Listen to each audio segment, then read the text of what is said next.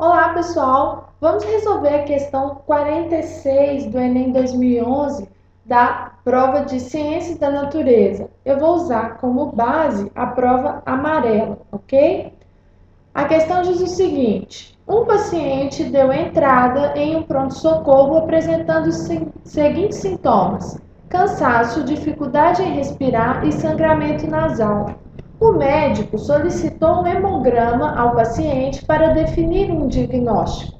Os resultados estão dispostos na tabela. Então, nós vemos aqui uma tabela, né, com o resultado do hemograma do paciente. Essa tabela traz três constituintes do sangue: os glóbulos vermelhos, os glóbulos brancos e as plaquetas, né? O número normal, né, o padrão aí desses constituintes no sangue e os resultados do paciente. Vamos interpretar a tabela antes de passar para a pergunta da questão.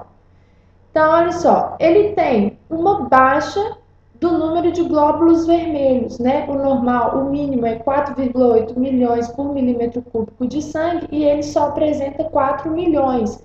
Lembrando, os glóbulos vermelhos são as hemácias, né, ou eritrócitos, são responsáveis pelo quê? Pelo transporte de oxigênio.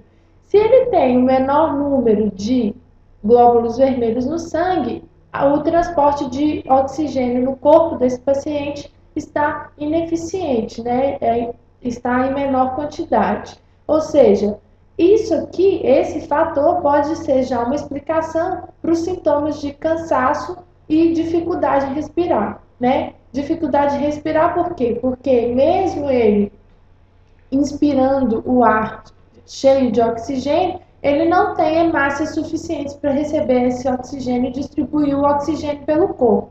Se ele não distribui, né, uma concentração satisfatória de oxigênio pelo corpo, alguns músculos, por exemplo, vão diminuir e vão sentir maior cansaço, né, uma fadiga maior ao realizar uma atividade. Então, ele pode sentir esse sintoma, né, um fator para a apresentação desse sintoma aqui, o sintoma de cansaço. Os glóbulos brancos, que são células ligadas à defesa, estão normais. E as plaquetas, né? Eu preciso de no mínimo 250 mil plaquetas por milímetro cúbico de sangue e ele só apresenta 200 mil plaquetas. As plaquetas estão aí relacionadas à coagulação do sangue.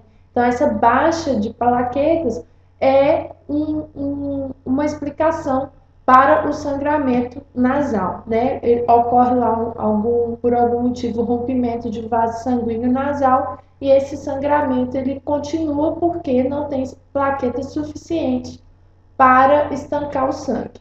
Então, vamos à pergunta. Relacionando os sintomas apresentados pelo paciente com os resultados de seu hemograma, constata-se que a.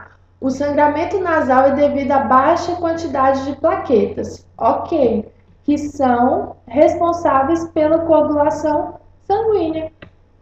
Achamos a nossa resposta já, ok? A letra B. O cansaço ocorreu em função da quantidade de glóbulos brancos que são responsáveis pela coagulação sanguínea? Primeiro, a quantidade de glóbulos brancos está em nível normal. E segundo, que eles não são responsáveis pela coagulação sanguínea. Na letra C, a dificuldade respiratória decorreu da baixa quantidade de glóbulos vermelhos. Ok, que são responsáveis pela defesa imunológica. Não, aqui nessa alternativa a função da célula é que está incorreta. D. O sangramento nasal é decorrente à baixa quantidade de glóbulos brancos. Não, os glóbulos brancos não têm nada a ver com coagulação sanguínea. E letra E, a dificuldade respiratória ocorreu pela quantidade de plaquetas que são responsáveis pelo transporte de oxigênio.